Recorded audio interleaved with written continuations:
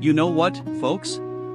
Most people harvest tiny, sad-looking sweet potatoes after months of hard work. But what if I told you it's all completely avoidable? I've been gardening for 60 years, and let me tell you, the secret to giant sweet potatoes isn't magic fertilizers. It's actually about what you shouldn't do. Mistake number 1 is treating your garden like a construction site. Stop digging your soil.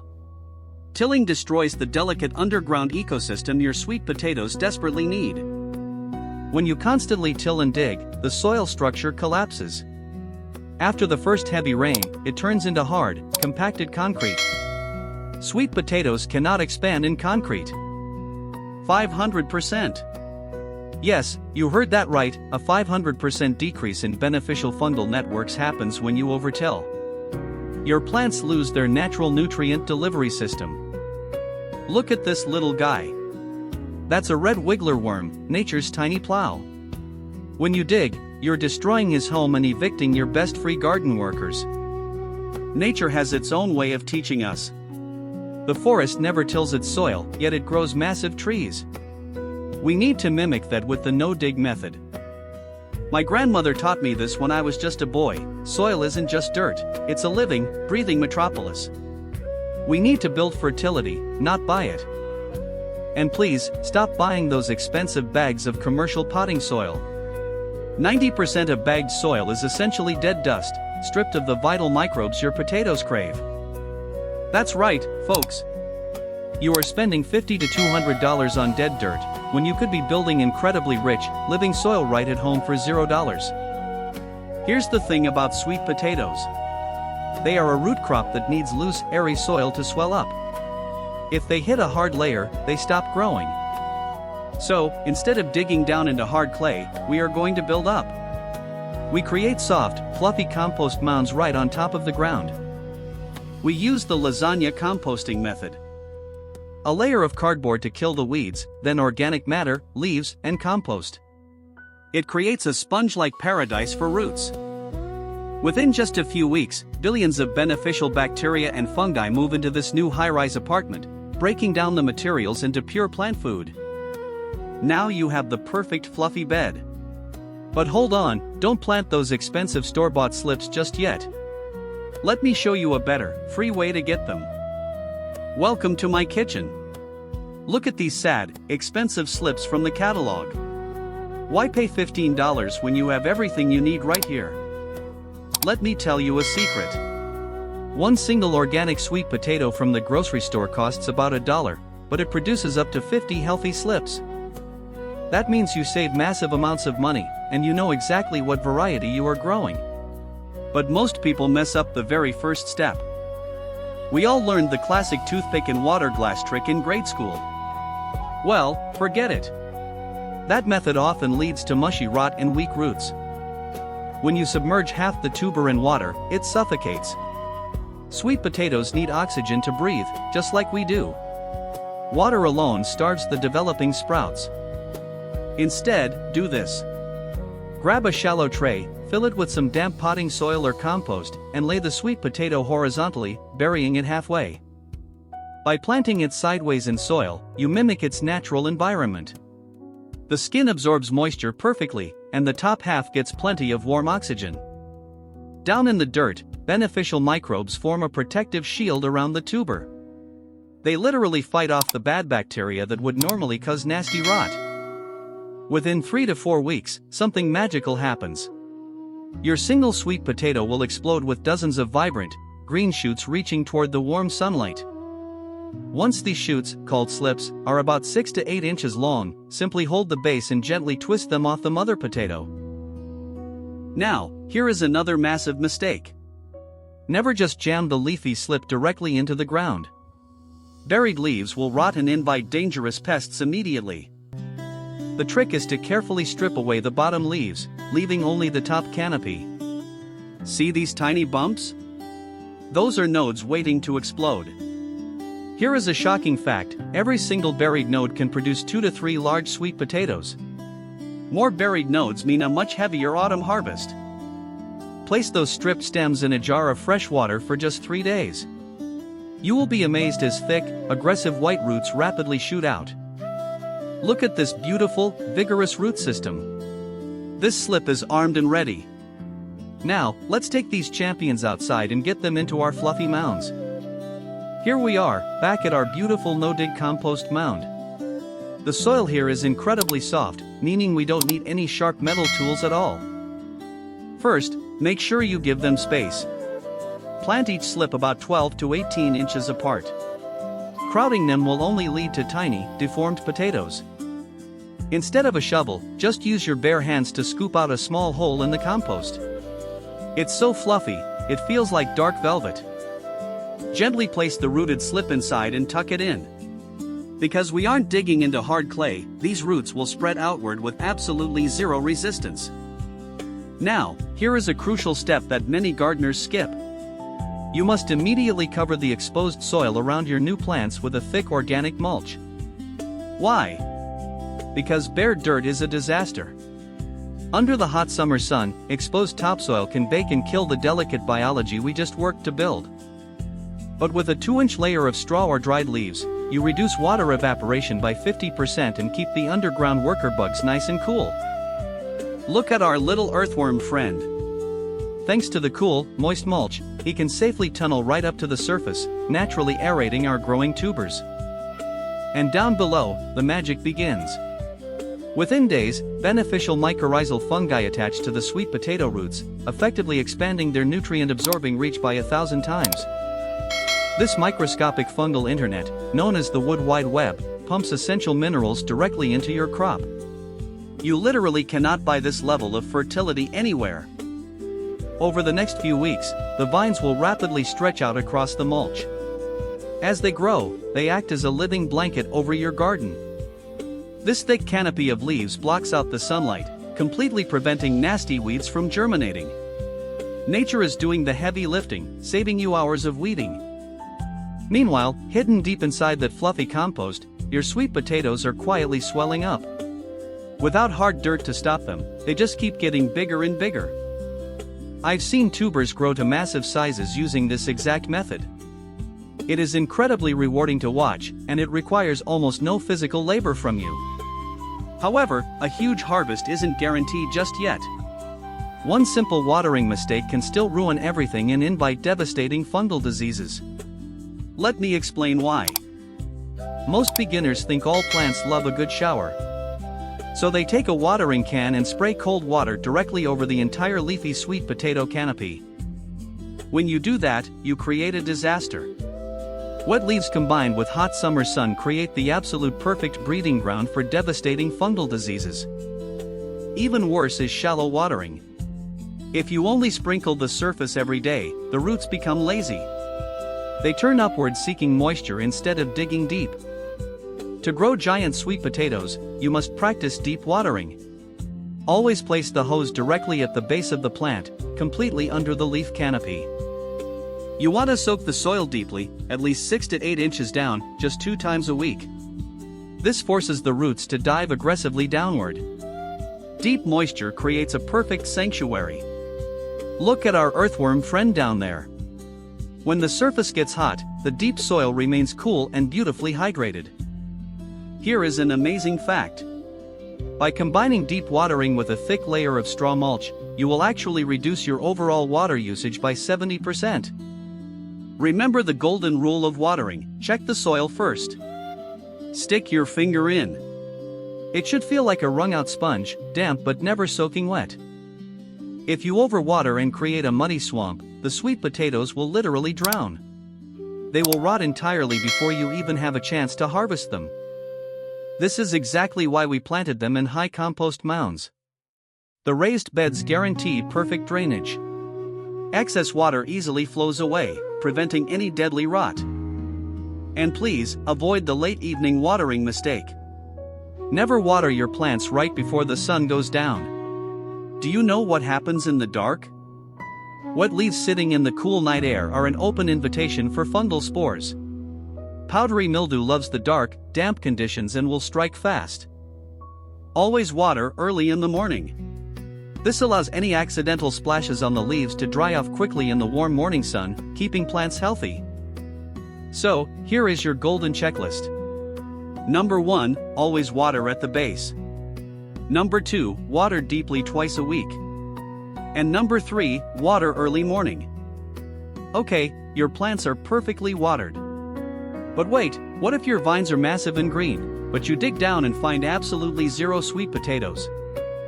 You see, folks, the biggest mistake people make is feeding their sweet potatoes too much nitrogen. Nitrogen gives you a beautiful jungle of leaves above ground. But underneath the soil, excess nitrogen actually stops the tubers from forming. The plant gets lazy, thinking it doesn't need to store energy for the winter. Commercial fertilizers are usually packed with synthetic nitrogen.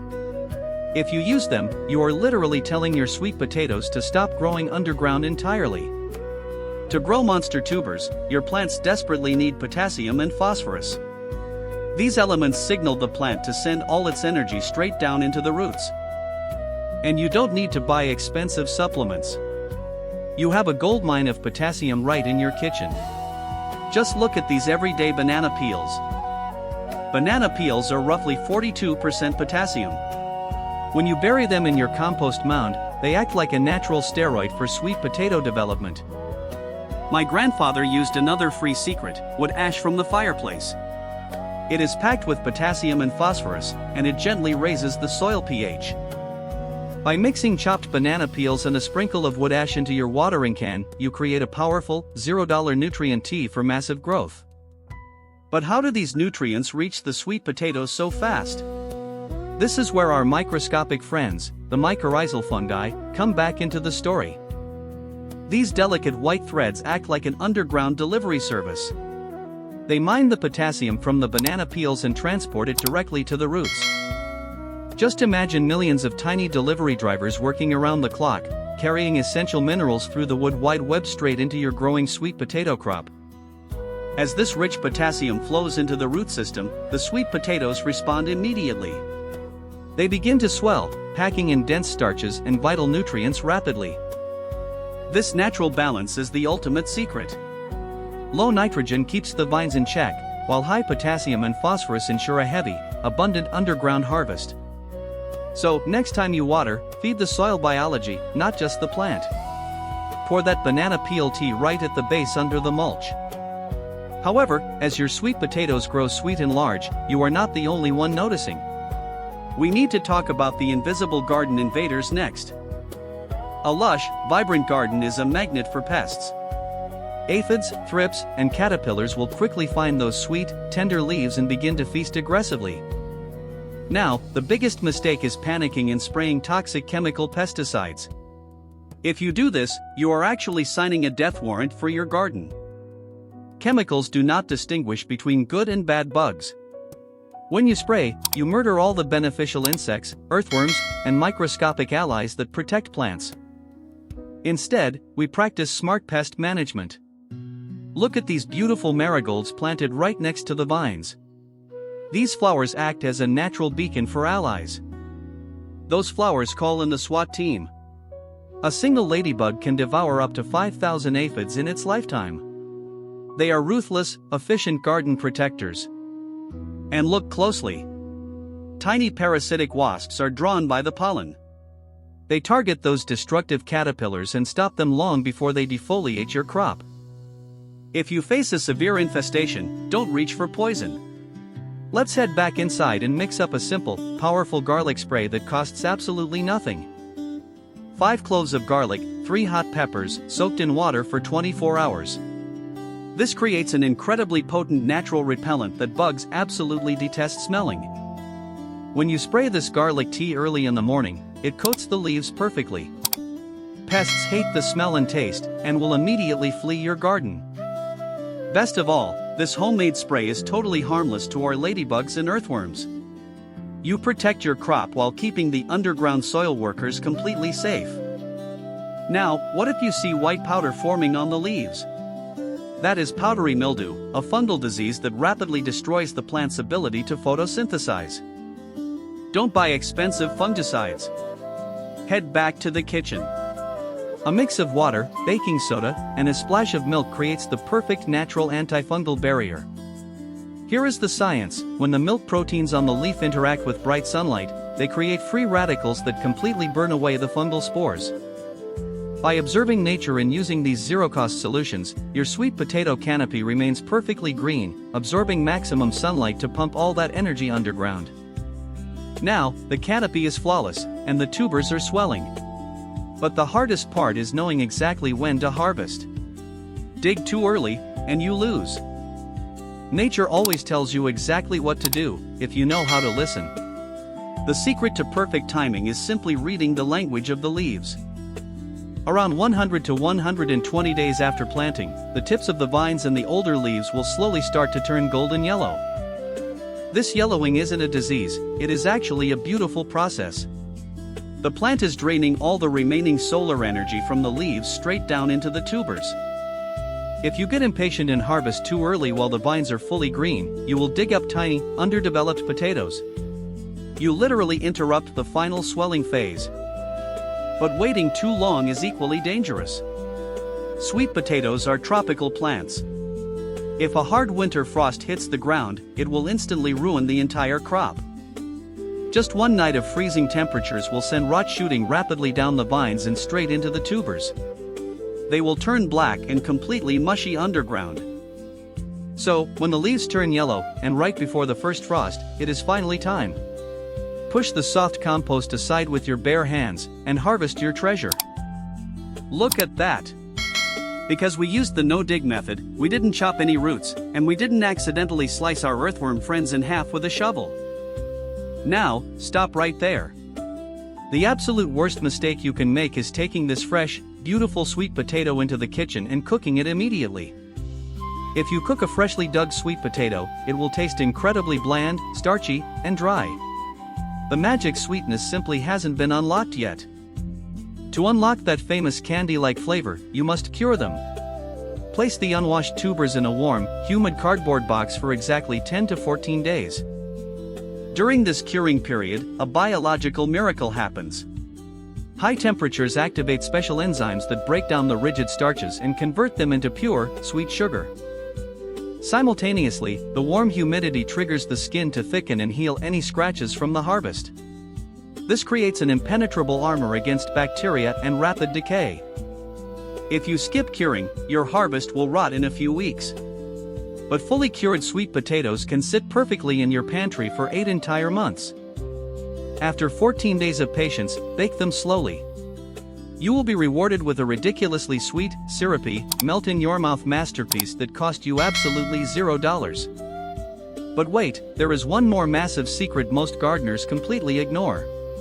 The harvest doesn't just happen underground. Look closely at these beautiful green vines. Those tender young leaves are a hidden culinary treasure. They are entirely edible, packed with vitamins, and taste incredibly similar to mild, delicious spinach. Throughout the summer, simply pinch off the top few inches of the growing vines. This pruning actually encourages the plant to grow bushier and stronger.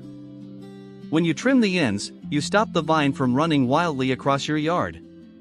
This forces the plant to redirect its powerful energy straight downwards.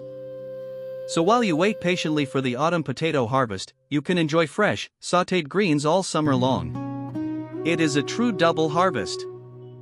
But there is an even better use for those trimmed vines. Don't eat them all. I'm going to teach you the secret of the infinite loop.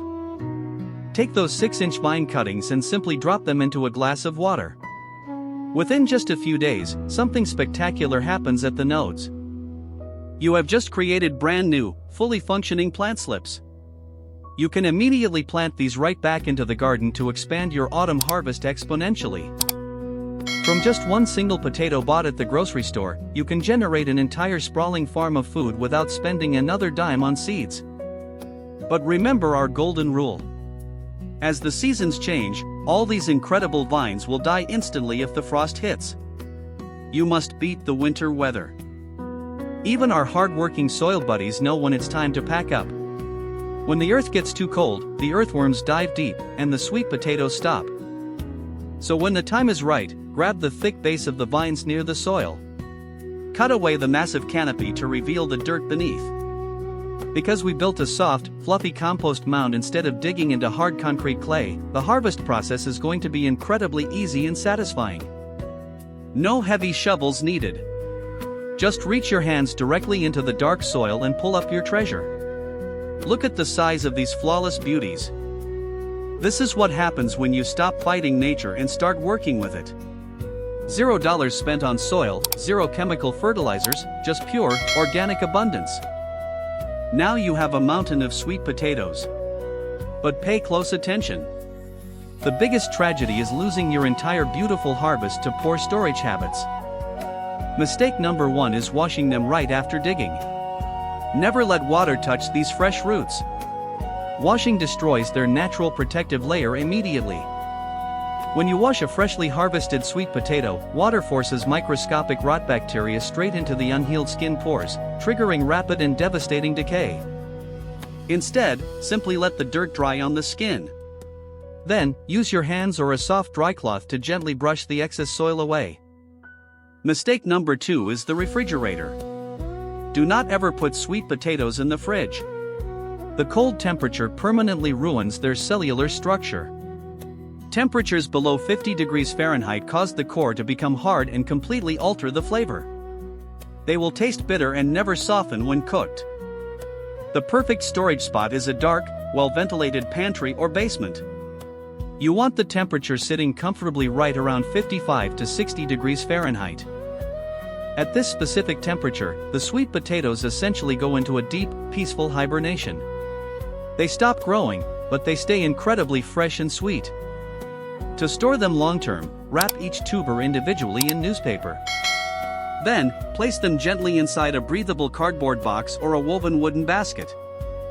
The newspaper prevents the sweet potatoes from physically touching each other.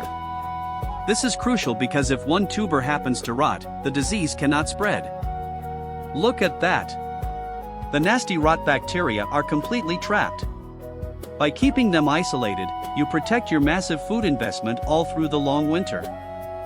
When stored properly in a dark, cool spot, these incredible organic sweet potatoes can last up to 8 full months without losing any flavor.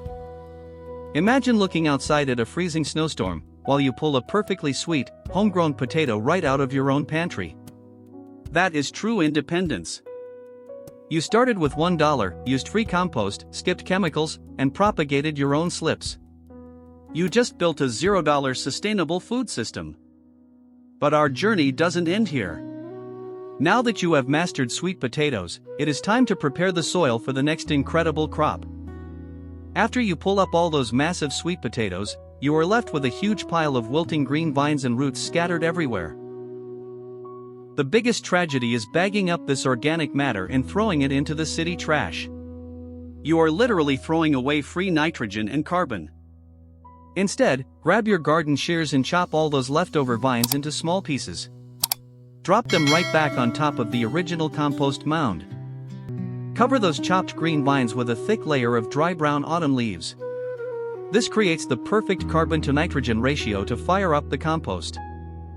While the ground freezes above, your earthworm buddies will stay deep below, happily feasting on this delicious decaying matter all winter long.